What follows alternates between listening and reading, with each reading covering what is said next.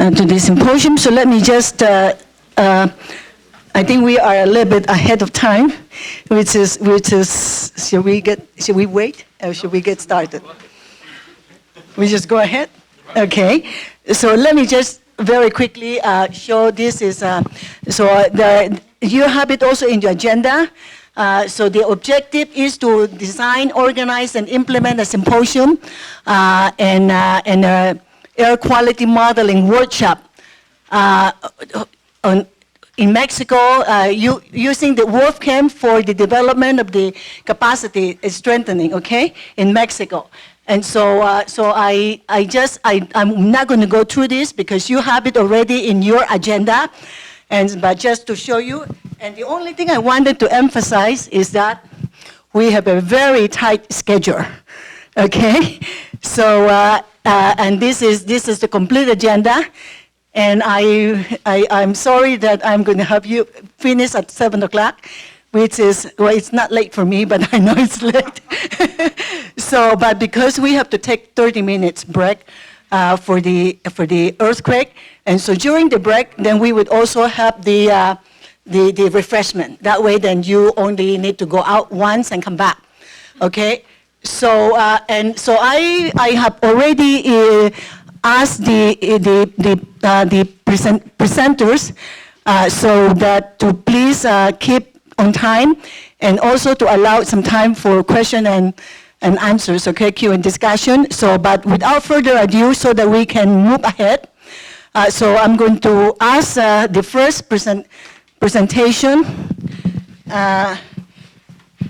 will be, do we have the first one? Yes. Ramiro? Yes. So it's going to be given by Engineer Ramiro Barrios. So unfortunately, Dr. Victor Hugo Paramo could not be with us, but Ramiro is going to give the entire talk, and he's going to talk about, actually he's there, so it's going to be calidad de aire y gestión de la calidad de aire en la megalópolis. Okay, so please, Ramiro. And this is Is the pointer, it is working? Yeah. Is this a pointer too? Yeah, okay. Okay, I think it's a pointer too, so, but this is to move your thing, okay? Muy buenos días a todos. Luisa, thank you very much for organizing and for inviting us. Telma, muchas gracias por recibirnos.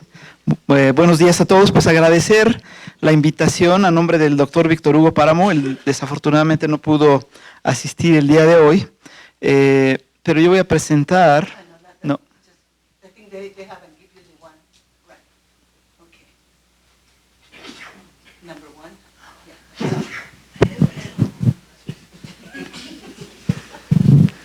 Voy a presentar a nombre del doctor Páramo el trabajo que estamos haciendo para gestión de calidad del aire desde la Comisión Ambiental de la Megalópolis.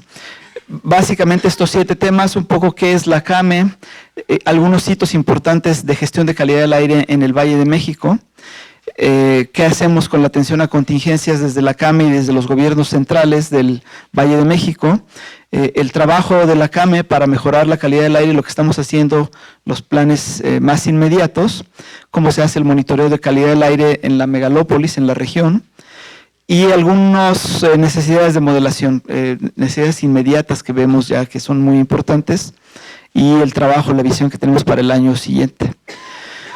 Bueno, la Comisión Ambiental de la Megalópolis es un órgano de coordinación, fue creado para ayudar a coordinar las políticas, la investigación en medio ambiente, los temas de restauración del equilibrio ecológico en la región central de México. Responde a las necesidades para atender la problemática de medio ambiente, pero desde el inicio se hizo énfasis en el problema de calidad del aire, que es un problema que se sabía que es un problema común. Las cuencas atmosféricas de las principales ciudades del centro del país están intercomunicadas y entonces, pues la verdad es que todos nos fumigamos mutuamente, ¿no? Entonces, es un tema que desde el principio está marcado como una de las prioridades. La comisión fue creada mediante un convenio de coordinación presentado al público, publicado en el Diario Oficial en octubre del 2013, y sustituyó y también amplió el alcance geográfico de una comisión que estaba creada previamente, que era la Comisión Ambiental Metropolitana. Esta era del año de 1996.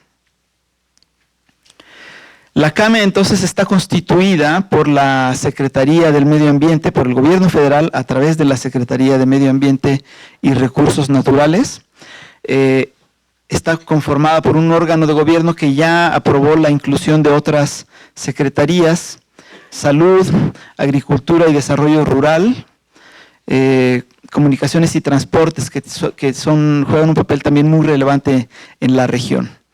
Los gobiernos estatales que están incluidos son la Ciudad de México, Estado de México, Hidalgo, Morelos, Puebla y Tlaxcala. El mismo órgano de gobierno también ya aprobó la entrada del gobierno de Querétaro, todavía está en proceso de formalización. Y una cosa muy importante es, no todos los municipios del Estado de México, de Hidalgo, Puebla y Querétaro forman parte de la CAME. Hay 233 municipios. Si ustedes aquí pueden ver en esta imagen, todo esto es, por ejemplo, el territorio de Puebla, pero dentro de la línea verde son los municipios que forman parte de la CAME. Por ejemplo, aquí está la región de Tehuacán. Lo mismo en el Estado de México. Sí están incluidos de manera están completas la Ciudad de México, Morelos y Tlaxcala. Hay este proceso de incorporación de Querétaro también ha abierto la puerta para que Querétaro incluya todos sus municipios, lo mismo que Puebla y el Estado de México. Entonces, al final va a ser una región muy, muy grande. Actualmente, la CAME tiene 35.2 millones de habitantes. De estos, el 40% están en los municipios que forman parte del Estado de México, 25% en la Ciudad de México y el resto en las otras entidades, ¿no? Ustedes pueden ver, Querétaro y Tlaxcala tienen el 5% de la población dentro de la CAME. En términos de superficie, hay 31,000 hectáreas, de las cuales 30% está dentro del Estado de México, 16% Hidalgo y Morelos. La Ciudad de México, por ejemplo, tiene solo el 5% de la superficie. Entonces, esto nos lleva a un tema muy interesante. La densidad de población, obviamente, en la Ciudad de México es mucho más alta. Eso tiene ventajas y desventajas como cualquier otra cosa. Una de las desventajas es que cuando hay concentraciones muy elevadas, la cantidad de población expuesta es mucho más alta que en otras regiones, pero pues también permite hacer un uso mucho más eficiente de la energía para el transporte, para servicios públicos, etcétera, ¿no? Algunos hitos que ustedes conocen sobre la gestión de la calidad del aire, sobre todo en el Valle de México. Esto no se extendió todavía al resto de la megalópolis, pero hay muchas cosas que nos parecen muy importantes. Por ejemplo, aquí la implementación ya de la red automática de monitoreo atmosférico. Esto es un hito súper importante porque generar información para la gestión de calidad del aire, pero sobre todo generar información para el conocimiento público, a mí me parece que es el hito más importante. Y es algo que nos falta en otras regiones de la CAME. Y me parece que esto es lo que ha hecho la diferencia.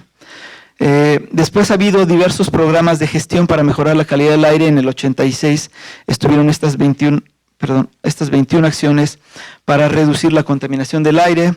En el 87 se habló de las 100 medidas necesarias y aquí muy importante se inició con la sustitución de combustóleo por gas natural en la industria. Esto fue un paso muy importante. Si ustedes se recuerdan, había industria muy pesada, mucha industria pesada en el Valle de México, además de la refinería, por ejemplo. Y se inició también con la reducción del contenido de plomo en gasolina. Este fue un proceso gradual, igual que el de la sustitución de combustóleo. Yo no traigo las gráficas aquí que muestran el impacto de esto, pero ustedes las pueden ver cómo dramáticamente bajó las concentraciones de plomo y de dióxido de azufre. Y en el 87 también inició de manera voluntaria el programa de Un Día Sin Auto. En 1990 se publicó ya el Programa Integral contra la Contaminación Atmosférica en el Valle de México, conocido como el PICA. Y aquí ya, como les digo, se empezaron a notar muy claramente las reducciones de estos contaminantes, sobre todo plomo, dióxido de azufre, monóxido de carbono, óxidos de nitrógeno e hidrocarburos totales. Hubo una mejora, a partir de ahí empezó a haber una mejora muy clara, aunque todavía hasta el año 93 tuvimos concentraciones muy elevadas, por ejemplo, de ozono. Pero continuó los procesos de introducción de gasolina sin plomo y muy importante los convertidores catalíticos en los vehículos. En el 92 se completó la sustitución de combustible por gas natural en termoeléctricas y las principales industrias del Valle de México. También es el control de emisiones evaporativas en terminales de distribución de gasolinas y muy importante el cierre definitivo de la refinería. En los predios de esta refinería todavía hay una terminal de almacenamiento y distribución, una de las 4 que hay en el Valle de México. Sin embargo, el cierre de los procesos fue una decisión muy importante. Y en el 1993 empezó la distribución de lo que en ese momento se llamaba diésel de bajo azufre, que tenía 500 partes por millón de azufre en peso. Los programas de gestión siguieron después. En el 96 se hizo un nuevo programa, se presentó un nuevo programa que abarcaba hasta el año 2000, enfocado ya en la reducción de los picos de ozono y las concentraciones promedio. Como les dije, más o menos aquí en los años 91 a 93 es cuando se alcanzaron las concentraciones pico más altas, ¿no? Se empezó también, bueno, se continuó con reducciones de emisiones en la industria, tratando de reducir la cantidad de emisiones por kilómetro de los vehículos. Y un problema que siempre hemos tenido aquí durante muchos años también es la erosión del suelo. Una cosa que quiero hacer énfasis es también cómo de grandes medidas que hubo en el pasado, como el cierre de la refinería, o esta es la anterior, la sustitución de combustibles. Estas grandes medidas las hemos ido tomando a lo largo de los años, a lo largo de los últimos 25 años, han tenido un resultado positivo y sin embargo el reto que tenemos ahora es que cada vez las medidas tienen que ser más numerosas, más precisas, cada una de las medidas que se toma tiene un impacto menos significativo. Entonces, lo que quiero decir es que se vuelve un conjunto de acciones que tienen que tomarse de manera sincronizada y simultánea para ser efectivas. El programa de calidad del aire del año 2002 al 2010 tuvo ya objetivos específicos para reducir emisiones simultáneamente de ozono y de PM10, aumentar, por ejemplo, eliminar las concentraciones de ozono que eran superiores a 200 puntos del índice, este es el índice de calidad del aire del IMECA, y aumentar el número de días en que las concentraciones de PM10 se encuentran dentro del límite establecido por la norma. En este periodo el programa Hoy No Circula y la verificación vehicular, la verificación de emisiones de los vehículos fueron incentivos muy importantes de manera conjunta que lograron la renovación de la flota vehicular. En el Valle de México es donde la flota vehicular en promedio es más nueva, la de vehículos privados. Hay varias razones, es donde también el ingreso per cápita es más alto, etcétera, pero de manera muy importante esta sincronización de estos dos programas logró impulsar la renovación de la flota. Otro hito muy importante fue en el año 2005 se actualizó esta norma, la norma 85, perdón, es la norma 86, aquí tengo un error, esta es la norma 86 que habla de la calidad de los combustibles. Originalmente se expidió en el 99, esto ya era una revisión y por primera vez en el 2005 se hablaba ya de las gasolinas de ultra bajo contenido de azufre, 30 partes por millón en promedio y 80 como máximo para algunos lotes, y en el diésel automotriz 15 partes por millón. Esto fue en el año 2005, se publicó la norma en el año 2005.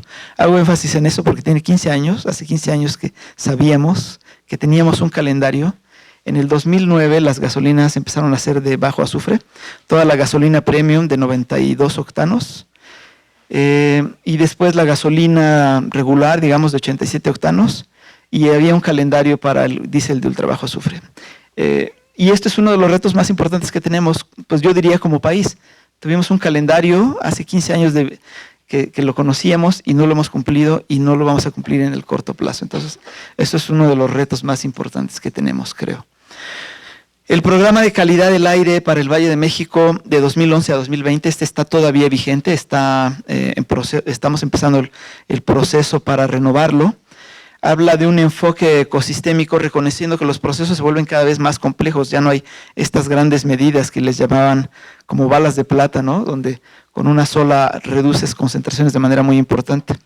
Entonces ya se agrupa alrededor de 8 estrategias, estas contienen 81 medidas y cada una de ellas se subdivide en un total de 116 acciones. Se hace mucho énfasis en la protección de la salud pública como un objetivo final, reducir el consumo estructural de energía, mejorar la calidad y la eficiencia energética en todas las fuentes, tanto industriales como vehiculares, etcétera. Hace énfasis en los temas de movilidad y regular el consumo de energía en el parque vehicular, en la necesidad de cambio tecnológico y de control de emisiones también en los diferentes sectores, no solo vehicular. Y luego también hace énfasis en la parte de educación ambiental, cultura de la sustentabilidad y de la participación ciudadana. A mí esto me parece súper relevante y normalmente lo dejamos mucho de lado. El manejo de áreas verdes, de reforestación y de naturación de áreas urbanas, y finalmente pues el fortalecimiento de las instituciones. Esto es súper importante porque también nuestro marco jurídico es un marco muy viejo, muy antiguo, es de 1988, imagínense, y no se ha actualizado, entonces tiene muchos huecos que resolver.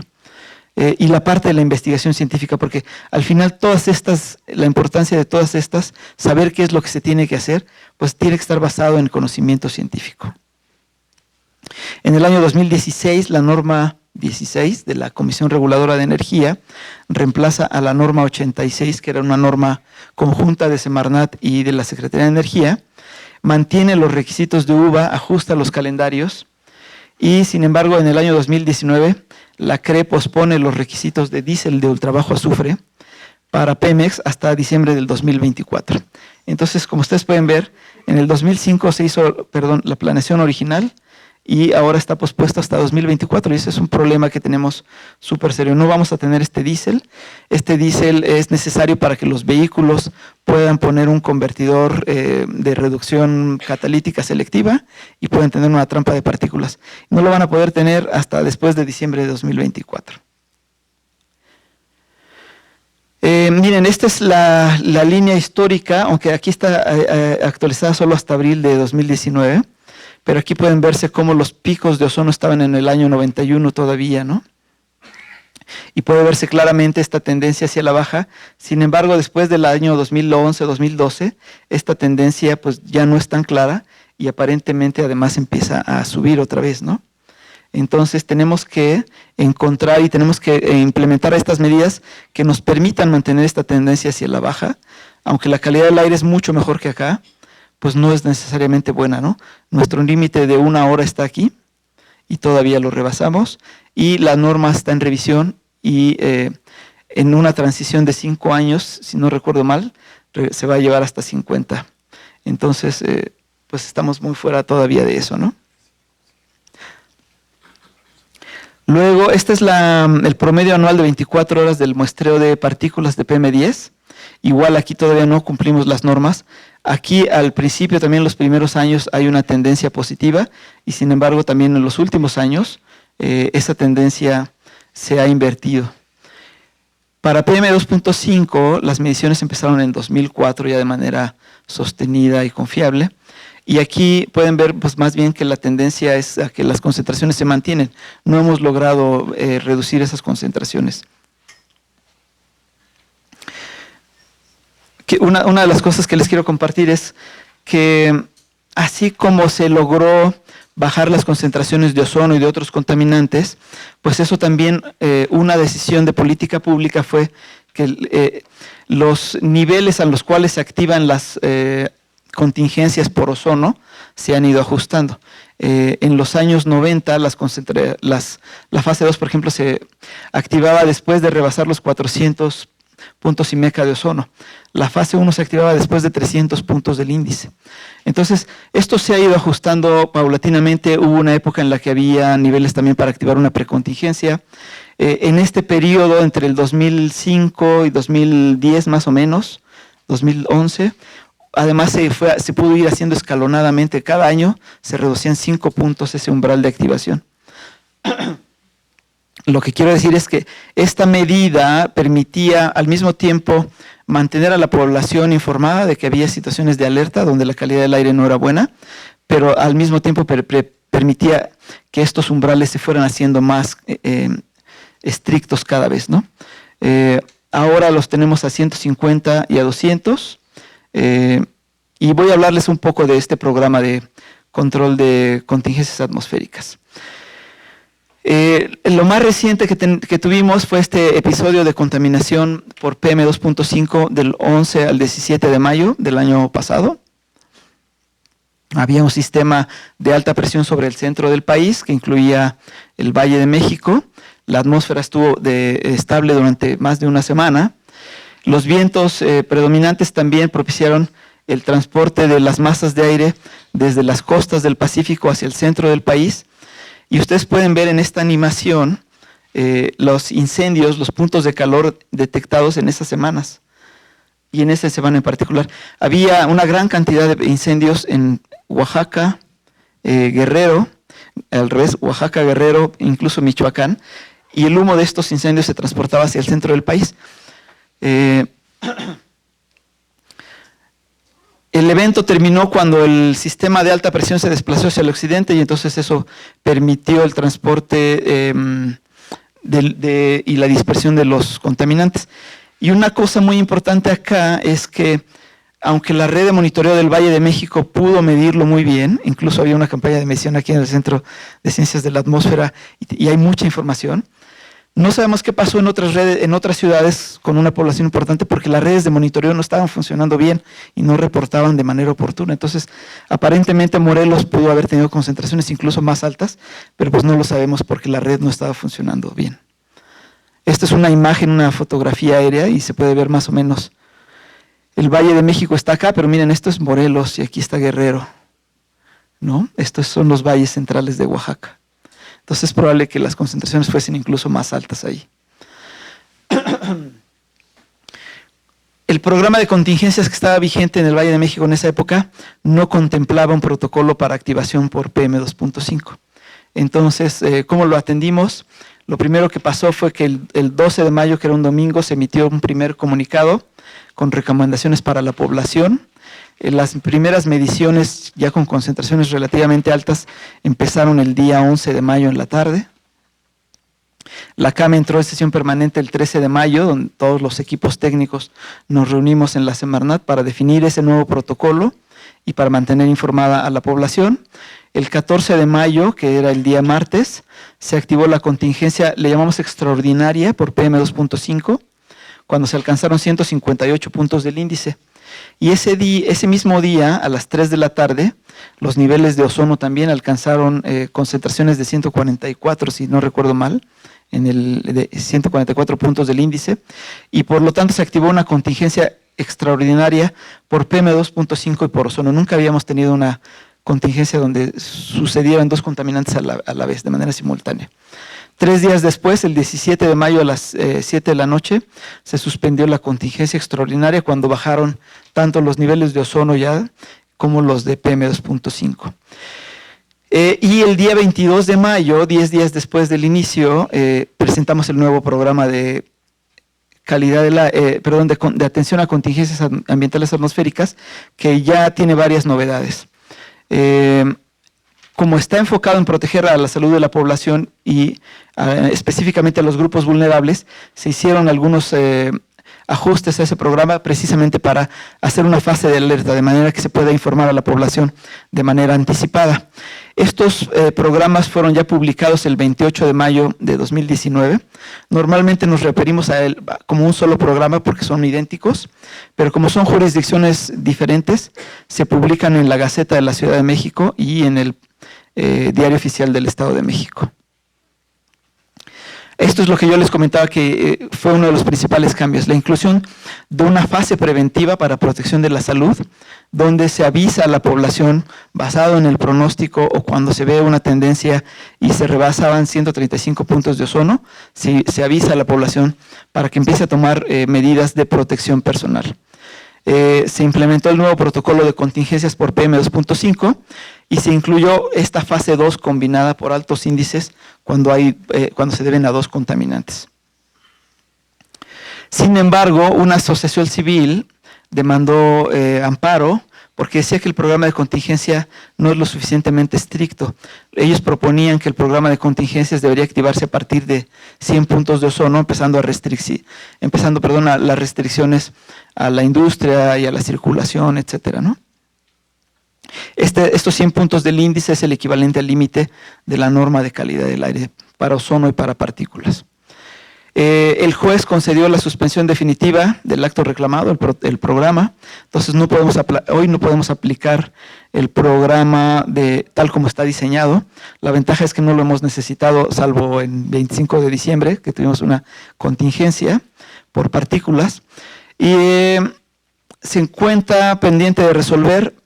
Este es el número de juicios, si alguien quiere buscar en los archivos de los juzgados de la Ciudad de México. El 10 de diciembre el juez ya dictó una sentencia definitiva, así se llama. Negó el amparo, dijo que los argumentos hechos valer por la asociación civil no estaban suficientemente fundados y que estos programas no vulneran el derecho a un medio ambiente sano. Sin embargo, la sentencia del juez todavía no ha sido firme, es susceptible de impugnarse y según creo ha sido impugnada por esta asociación civil. Lo que ellos quieren es un programa de contingencia que sea cada vez más estricto, ¿no? Entonces, pues bueno, todavía no está definitivo.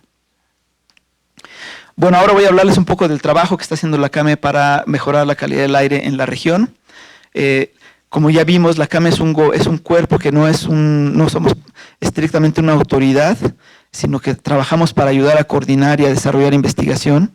Uno de los temas que hemos hecho es la ejecución de proyectos que son financiados a través de este fideicomiso. Este fideicomiso se creó en los años 90 a partir de un sobreprecio a la gasolina y ese dinero se iba a este fideicomiso. Todavía el dinero que resta de ese fideicomiso se sigue usando para estos proyectos. Ahora hay un mecanismo adicional y es cuando los gobiernos de los estados reciben el dinero de cada verificación vehicular, 5 pesos los destinan a este fideicomiso. Y esa es la manera en la que ahora se abastece de recursos. Los componentes principales de estos proyectos que hemos hecho en el pasado fueron el estudio, prevención, restauración, conservación y protección del medio ambiente. Y tienen que ser proyectos que tienen que estar relacionados con el cumplimiento de las funciones de la CAME. En el año pasado, 2019, se obtuvo la autorización para ejecutar 8 proyectos nuevos. Tienen que ver con los programas de calidad del aire. Por ejemplo, vamos a apoyar el nuevo programa de calidad del aire del Valle de México, el programa de Puebla. En ambos casos ya se trata de programas que se están haciendo de manera coordinada con los programas de cambio climático. Va a haber un proyecto para definir umbrales para contingencias atmosféricas y este es uno muy importante porque se van a hacer escenarios de las medidas que se están proponiendo, se va a calcular cuál es la reducción de emisiones, con esos escenarios de reducción de emisiones se va a hacer una modelación del impacto en calidad del aire. Entonces esto es parte de la importancia de esta modelación de calidad del aire. Va a ser, si no recuerdo mal, es la primera vez que se va a usar esta modelación en programas de estos programas de largo plazo, los ProAire, para saber cuál va a ser el impacto al final, ¿no? Hay otros proyectos de caracterización de calidad del aire, de restauración y de productividad en una región que tiene problemas por aguas residuales al norte del Valle de México, en el Valle del Mezquital. Comunicación al público de temas relevantes en calidad del aire. Y en 2020 se está gestionando la autorización para un conjunto de 11 nuevos proyectos. O sea, entre estos 2 años vamos a estar ejecutando 19 proyectos más o menos. Y aquí también hay otro proyecto que incluye la evaluación de impactos en salud derivados de las medidas para mejorar la calidad del aire. Estas medidas de las que les hablaba son estas que se presentaron el 20 de diciembre. Es un programa intermedio, digamos, son medidas que van a estar incluidas en el ProAire, en el programa de calidad del aire de largo plazo, pero que las presentamos de manera anticipada como una respuesta a la contingencia de mayo. Tienen 2 estrategias o están enfocadas en 2 metas, diría yo. Reducir las emisiones de partículas PM2.5 y reducir las emisiones de compuestos orgánicos volátiles y de óxidos de nitrógeno, que son precursores tanto de ozono como de partículas secundarias. Estas fueron presentadas originalmente el 4 de junio. Después de eso se abrió un periodo bastante largo de discusión con la industria y otros actores relevantes y la versión final se anunció el 20 de diciembre de 2009. Aquí les dejo la liga, ustedes van a poder descargar la versión final de estas, ¿no? Esto es muy rápido, lo que les voy a hablar. Las primeras hablan, por ejemplo, de reducción de uso y de reducción de emisiones en la distribución y uso del gas LP, la regulación de orgánicos volátiles en recubrimientos y en productos de uso doméstico. Esta va a ser muy importante. Esta semana empiezan ya los grupos de trabajo. Se trata de reducir el contenido de orgánicos volátiles en diferentes productos de aseo personal y de limpieza, que son estas fuentes dispersas. Cada una es muy pequeñita por sí misma, pero con su conjunto se vuelven muy importantes. La vigilancia en el control de emisiones en las gasolineras, distribución de gasolinas menos volátiles fuera del Valle de México. Eso es importante porque muchos vehículos vienen hacia el Valle de México y aunque aquí la gasolina tiene la menor volatilidad, fuera del Valle de México tiene volatilidades más altas a lo largo del año. Prácticas para el manejo de fuego y prevención de incendios. Esta es una tarea por sí sola. Esta es como un ProAire muy complejo dirigido exclusivamente a incendios. Control de emisiones y uso de combustibles más limpios en el sector industrial. Básicamente gas natural, reducción de emisiones por el mantenimiento urbano. Aquí también los gobiernos locales están haciendo lineamientos para usar productos de bajos contenido de orgánicos volátiles y con maquinaria que tenga menos emisiones. En emisiones de los vehículos, el ordenamiento de la circulación del transporte de carga, también se están poniendo horarios, se van a analizar corredores. Otra para la detección de vehículos ostensiblemente contaminantes, las normas de emisiones vehiculares, incluyendo la de eficiencia energética, la renovación de la norma 42, la regulación de emisiones de motocicletas nuevas que hasta ahora no tienen una norma de emisiones en México, un nuevo esquema para los hologramas de verificación vehicular. Esto es importante porque fue una medida que ayudó mucho o que va a ayudar mucho a impulsar la eficiencia energética de los vehículos y que se usen vehículos más limpios. Este es un programa muy ambicioso de movilidad sustentable en el Valle de México, a cargo de la Ciudad de México y el Estado de México. Medidas para el aumento de la capacidad de transporte sustentable. Y esta es una muy importante que va a ser el INEC y el CONACYT. La idea es invitar a los investigadores, a la población, a desarrollar alternativas tecnológicas para mejorar la calidad del aire, ¿no? Otra cosa que vamos a hacer desde la CAME financió el desarrollo de este programa de gestión federal. Es como un ProAire, pero con las actividades que tienen que hacerse desde la federación. Ha tenido un avance, pues la verdad es que modesto, entonces tenemos que trabajar para impulsarlo desde la CAME también. Y también estamos trabajando en monitoreo de calidad del aire. La calidad del aire se mide en las 7 entidades que forman a la CAME, pero se mide de manera en algunos lugares discontinua, pero muy heterogénea es lo que quiero decir. Los niveles de cobertura, la continuidad de la información, la validación, el acceso del público a la información es muy diversa. En términos generales, la mejor manera de consultarla es a través del SINAICA. No puse el nombre completo aquí, del Sistema Nacional de Información de Calidad del Aire. Pero bueno, aquí está la liga, ustedes pueden consultarlo. Y esta es la página de inicio del SINAICA y aquí pueden ver pues las principales redes que forman parte del país y que forman parte de la CAME.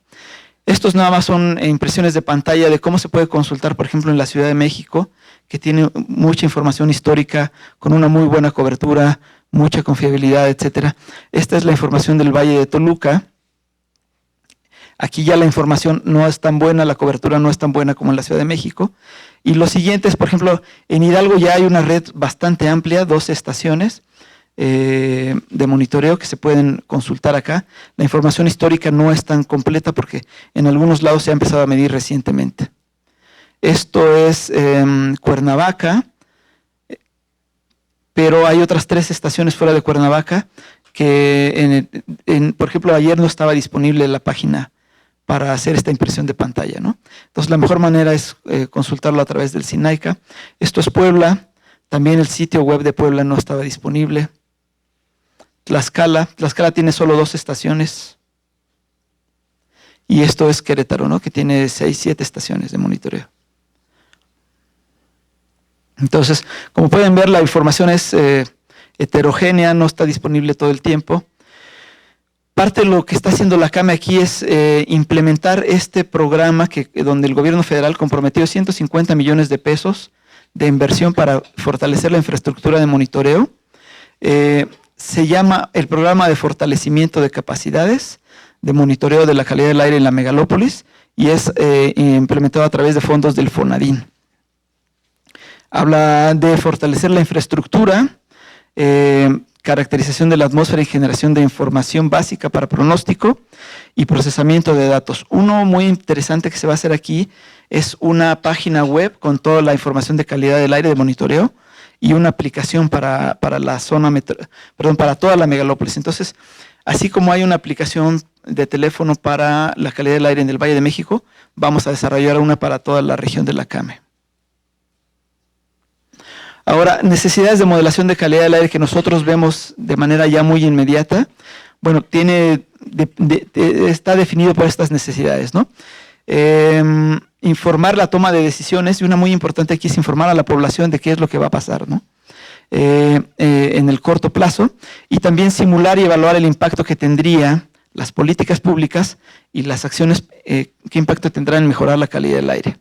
Un ejemplo es estas medidas necesarias que presentamos en el 20 de diciembre, se va a hacer un proyecto para modelar y determinar el impacto. En la actualidad, solo la población del Valle de México tiene esta información sobre pronóstico de ozono. Y aquí les puse algunas impresiones de pantalla, cómo se ve desde la aplicación y cómo se ve desde la página web. Y nosotros esperaríamos o nos gustaría, quisiéramos que también esto fuera posible en otras zonas metropolitanas muy importantes. Sin embargo, solo sucede ahora en el Valle de México. ¿Qué vamos a hacer desde la CAME para apoyar la gestión de calidad del aire el año que viene? Bueno, primero generar y difundir información de calidad del aire confiable y oportuna para la toma de decisiones. Eso es lo que vemos como una necesidad importantísima. Se está iniciando el desarrollo de esta página web y la aplicación para dispositivos móviles que va a incluir a todos los sistemas de monitoreo de la región. Un poco como esta impresión de pantalla que les mostré.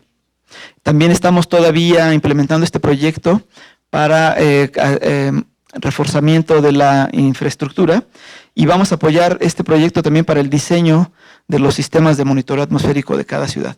Hasta ahora solo la Ciudad de México y el Estado de México tienen estos proyectos donde han diseñado sus redes en función de dónde están las diversas actividades, la población, etcétera. Vamos a hacerlo también para el resto de las entidades de la CAME. Trabajo próximo, bueno, ya se los comenté, evaluar el impacto sobre la calidad del aire y la salud pública de las medidas para mejorar calidad del aire. Vamos a hacer esto también para el programa de calidad del aire, el ProAire. Vamos a hacer un proyecto para definir umbrales a los cuales deberían activarse las nuevas fases preventivas y de contingencia para el programa de calidad del aire, el programa de contingencias del Valle de México, y después lo vamos a hacer en un proyecto diferente, adaptarlo para el resto de las entidades de la CAME. Y vamos a evaluar otros lugares de la megalópolis donde también es necesario implementar estos programas basados en estos nuevos umbrales, ¿no? Y bueno, pues creo que eso es lo que tengo para ustedes. Si alguna duda, algún comentario, a la orden. Gracias. Gracias, Ramiro. So we are very much ahead of time. Thank you. So we can open up for questions. I think we have another microphone. Okay, so please, questions or comments?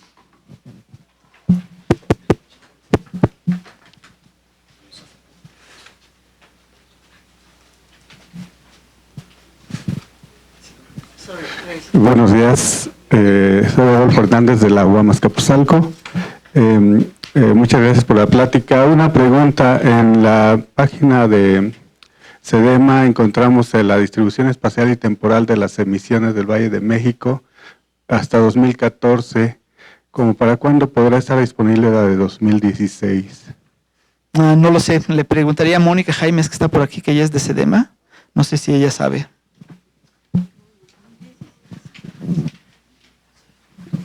Hola, el informe de 2016 está en la parte de publicaciones, donde dice inventario, ahí está ya el inventario publicado de 2016. El de 2018 se va a publicar a finales de este año. No, pero la distribución espacial y temporal.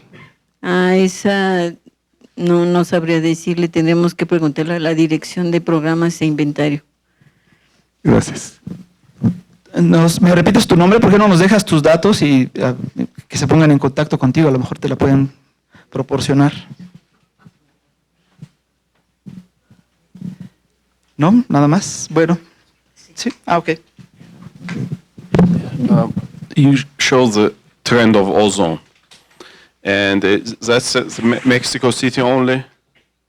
Okay. Central Valley of Mexico City. Okay.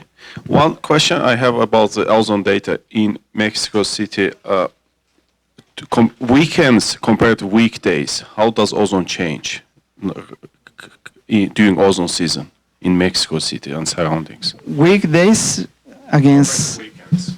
Okay, yeah. We have also some peaks during Saturdays. Tenemos otros picos de ozono también durante los sábados. Y en el año 2016 tuvimos 6 contingencias, si no recuerdo mal. 3 de ellas deben haber sido en día sábado. Es decir, sí hay un arrastre de ozono del viernes hacia el sábado.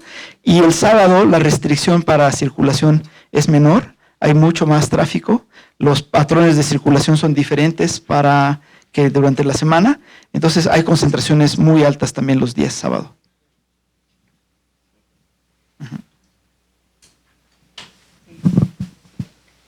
Okay, let me also just ask, could you give your name and your affiliation so that we have many people from different institutions? I think this would be very good, okay? Thank you. Hello, Iván Hernández. Hello, I want to help you a little bit with a little bit of more information about the weekend effect that you are asking about. We have seen that in recent years, the number of weekends that show weekend effect has not increased, but the magnitude of the events has increased. Indeed, the number of incidences during Sundays has increased significantly since 2014, I think, but it's mostly observed for the southern part of the city rather than the northern part, which makes sense completely because of the transport of air pollutants from the northern part to the center, and it's mostly given because the reduced radiation of NOx. It's funny because the measures that have been implemented to reduce the emissions of vehicles have not been completely effective, because on some Saturdays the NOx levels, and not CO2, but NOx are quite similar to the levels that you see on Wednesday or Tuesday, for example, but not for CO, only for NOx. And this is can be mainly given by large emissions from diesel vehicles. So we are a couple of publications coming soon, I hope, about this phenomenon. Gracias, Juana. Stephanie, de Calidad del Aire de Jalisco. Es para Ramiro. ¿Qué actividades o qué acciones van a emprender en la megalópolis ahora que se viene este reto de implementar la norma 172 en cuanto a la comunicación y la interpretación que va a tener la gente de la información que comuniquemos y los planes de contingencia, ¿no? Porque nosotros estamos justamente en esta disyuntiva de cómo vamos a mejorar o cambiar el plan de contingencias si estamos dando información que está más asociada a un índice, a final de cuentas, de riesgo, y cómo la gente lo interpreta, ¿no? Tenemos una zona ultra contaminada, que es el sur de la ciudad, pero tenemos también otras zonas muy limpias, y entonces creo que hay un reto bien grande para saber cómo la gente va a entender esta información, ¿no? Sí, tienes razón, es un reto muy importante porque el próximo mes, el 18 de febrero, entra en vigor en México la norma 172, que es un nuevo índice para comunicar los riesgos a la salud pública por la calidad del aire. Y este nuevo índice, normalmente el índice que usábamos, también lo usábamos para definir los momentos en los que había contingencias. El nuevo índice considera información más reciente sobre los impactos de calidad del aire en salud pública, entonces mucho más estricto. Y parte de lo que estamos haciendo en la CAME es este proyecto de umbrales, y el proyecto de umbrales tiene el objetivo de definir en qué concentraciones de contaminantes tienen que empezar los programas de contingencia, las diferentes fases, las diferentes tareas. Al mismo tiempo tenemos un proyecto para comunicación al público de los temas de calidad del aire de la CAME, incluido el tema del nuevo índice. Y luego cada uno de los gobiernos locales tiene el reto de cómo comunicar el índice, porque tienen la responsabilidad de hacerlo llegar a la población. va a ser un reto muy importante porque hay que informar a la población de la diferencia entre el índice de calidad del aire y las medidas que ellos mismos tienen que tomar para proteger su salud contra las medidas de política pública que van a iniciar no en función del índice, sino en función de ciertas concentraciones. Y eso es diferente de cómo lo venimos haciendo ahora. En la Ciudad de México va a convivir durante un año completo el índice actual con el nuevo índice para informar de manera paralela. Y una cosa que dice la norma es que cada entidad, cada estado, tiene que diseñar su estrategia de comunicación, enviarla a Semarnat. No es para aprobación, pero para que dé sus comentarios, ¿no? Any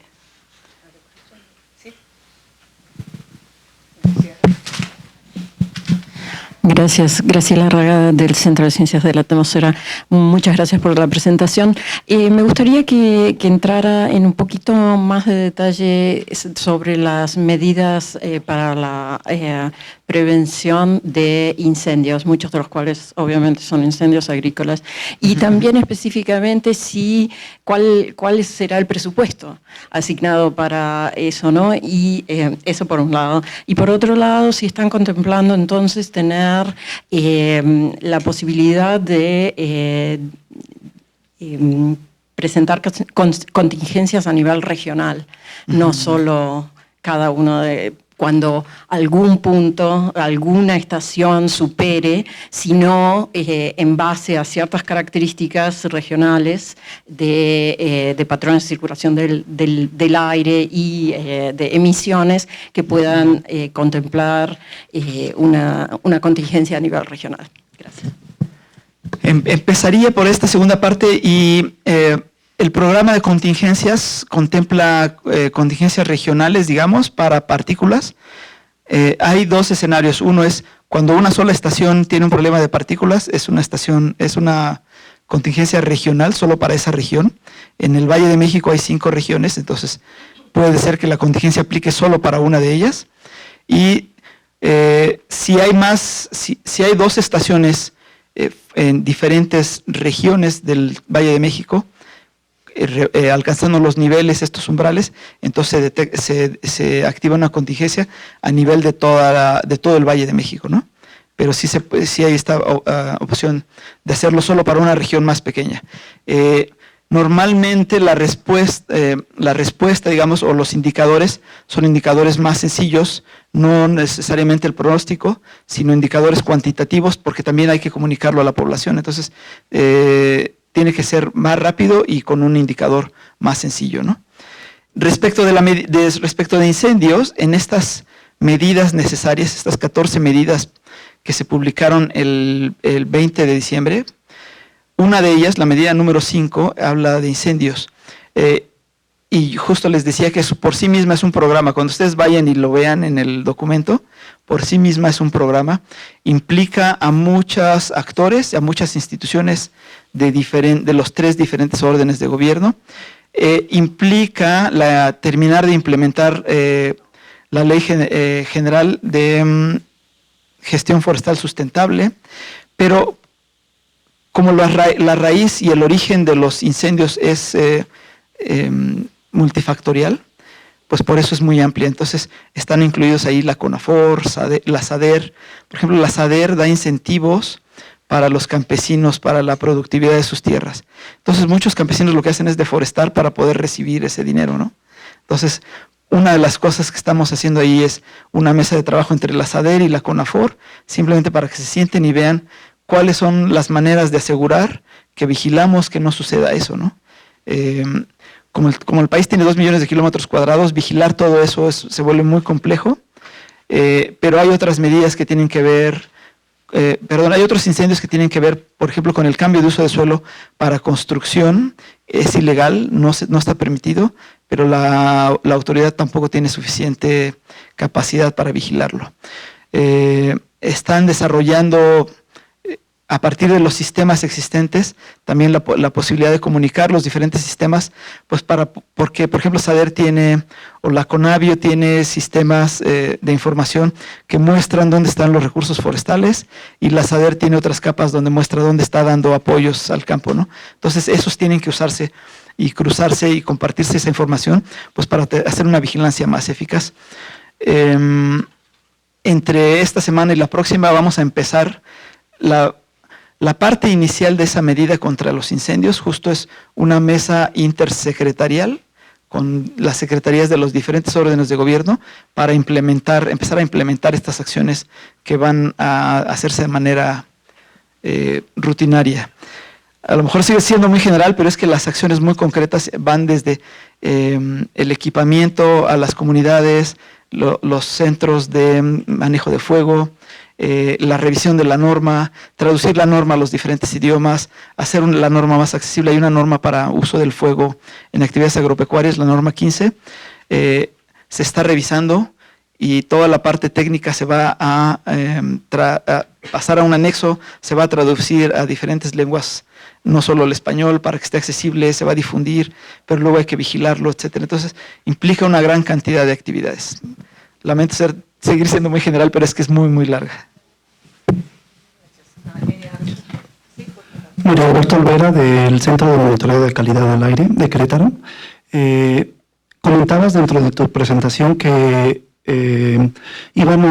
parte de sus trabajos a futuro era generalizar un poco para los demás participantes del CAME las zonas donde se debe de monitorear. Me gustaría que comentaras si es por parte de la CAME o si cada uno de los diferentes participantes lo tendrá que hacer para su propia localidad. Si me argumentas un poquito más. Sí, vamos a hacer varias cosas. Una de ellas es ayudar a las entidades con un proyecto financiado con los fondos de este fideicomiso a hacer el diseño de cuál debería ser la red. Cada año la CAME abre una serie de convocatorias y recibe propuestas de los gobiernos estatales. Este año recibimos propuestas donde nos pedían comprar más estaciones de monitoreo. Y comprar una sola estación de monitoreo era más caro que hacer este estudio, donde primero nos preguntamos, bueno, ¿cómo deberían ser las redes de monitoreo de las diferentes entidades? Este estudio sí está para la Ciudad de México y para el Estado de México. El del Estado de México fue financiado con un proyecto como fue hecho por el INEC. Y entonces la idea es, una vez que sepamos cómo es y cómo tendría que ser en el futuro esa red de monitoreo, los gobiernos de las entidades tienen ahora sí ya de manera más precisa apuntar a cuáles son las estaciones que tienen que ser prioritarias, ¿no?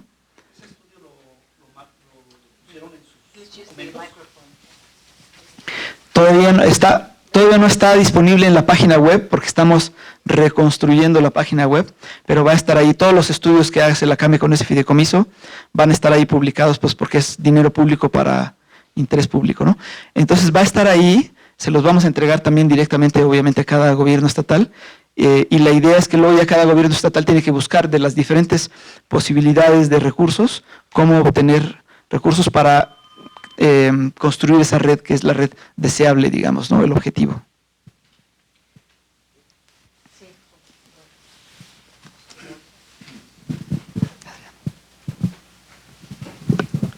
Gracias, Giselle.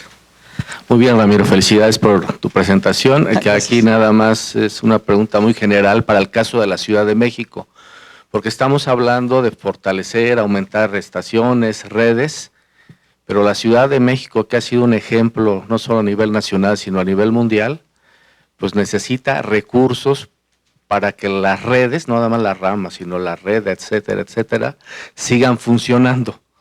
O sea, para que siga funcionando, cuáles son los recursos que se están inyectando y sobre todo porque los equipos pues tienen una vida límite, hay que mantenerlos de manera preventiva y correctiva y yo veo un riesgo si los recursos son limitados en este aspecto, no solamente que no aumentemos la capacidad de la red en el centro del país, sino que en un momento pues vayamos a tener problemas para como estamos actualmente operando.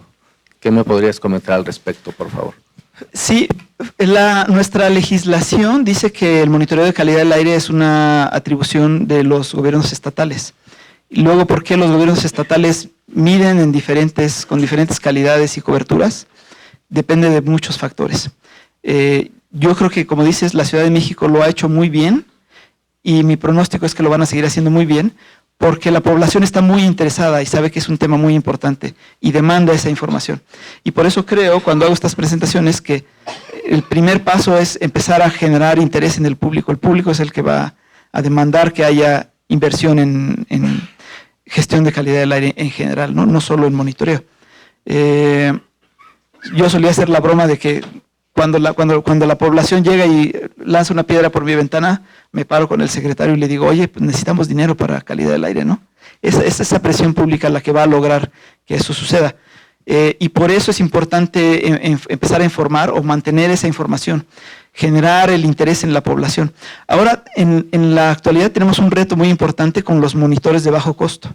Es muy útil, es muy importante porque la población percibe que esta información existe, es información que no pueden ver, ¿no? Que no pueden oler, que en términos generales, no la pueden tocar, ¿no? La calidad del aire, pero está ahí y ahora con un monitor de bajo costo finalmente saben que hay un problema.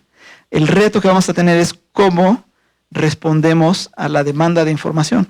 El monitor de bajo costo les da un indicio de que hay un problema, cómo la ciudad va a tener una red de monitoreo que le diga, no, mira, la calidad del aire no es tan mala, ¿no? Si tú tienes tu monitor y estás reparando tu coche, a lo mejor estás en un hotspot, es muy local, ¿no? La confiabilidad de esos monitores, etc. Ese es un reto súper importante que estamos empezando a enfrentar. Vamos a hacer en algún momento también con la CAME un estudio, más que un estudio, un documento que explique cuál es la situación actual de los monitores de bajo costo, la situación actual de la información satelital y cómo eso se puede complementar, pero no sustituir a las redes de monitoreo a nivel de piso, ¿no? No respondo a tu pregunta, pero cada gobierno estatal a su propia manera decide si invertir o no invertir.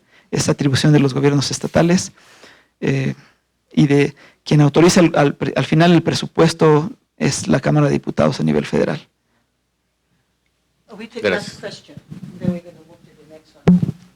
Hola, soy Sergio Duarte de WRI. Gracias, Ramiro, por la exposición. Dentro de las medidas para mejorar la calidad del aire viene una restricción al transporte de carga y recientemente supimos que como el acercamiento es restringir la circulación de día y pasar la noche, y mi pregunta es, ¿cuáles fueron los supuestos para argumentar que un cambio en el horario de emisión va a hacer que reduzcan las emisiones?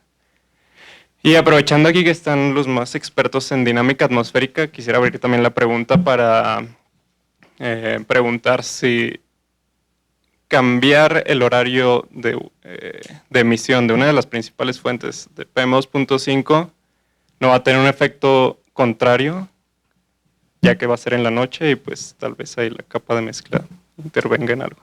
Gracias. Sí, esta reorganización de los horarios de transporte de carga perseguía varios objetivos. Uno de ellos era reducir el número de vehículos de carga que están presentes, sobre todo en el horario pico de la mañana, entre las 7 y las 10 de la mañana. Entonces, hay una primera restricción que es que los vehículos que van entrando al Valle de México por las carreteras, las casetas de cobro, etcétera, pueden entrar hasta las 6 de la mañana, después ya no, y todavía pueden circular hasta las 7, y después de las 7 ahí sí ya no puede circular nadie. El supuesto es que va a reducir el número de vehículos de carga y va a aumentar ligeramente. Las estimaciones de la CEMOVI de la Ciudad de México era que podría ser alrededor del 10% la velocidad promedio. Yo creo que y luego había otra propuesta de restricción que era que estos mismos vehículos de carga mayores a 3.8 toneladas también dejaran de circular entre las 6 de la tarde y las 8 de la noche. Esa era muy compleja porque si alguien está haciendo su tarea de transporte no puede detenerse ahí donde den las 6 de la tarde, no puedes pararte, es un problema de logística mucho más complicado. Otra tercera restricción importante es que los vehículos, los tractocamiones que llevan 2 remolques, El objetivo es que esos circulen solo entre las 10 de la noche y las 5 de la mañana. Y ahí la verdad es que el principal motivo era un problema en términos de seguridad pública, ¿no? La interacción de la población con esos vehículos tan grandes, ¿no? Yo no sé todavía cuál es el impacto que van a tener por los horarios, porque justo es una de las cosas que tienen que hacer, calcularse el impacto en emisiones en el horario y luego modelarse cuál va a ser el resultado de eso. Pero esa en particular, el principal motivo era seguridad pública, digamos, ¿no? En términos de seguridad vial. Gracias. Okay, well, thank you very much. Gracias. Gracias a todos. Gracias, Luisa. Thank you, thank you. Okay, so we are going to move to the next one. It's going to be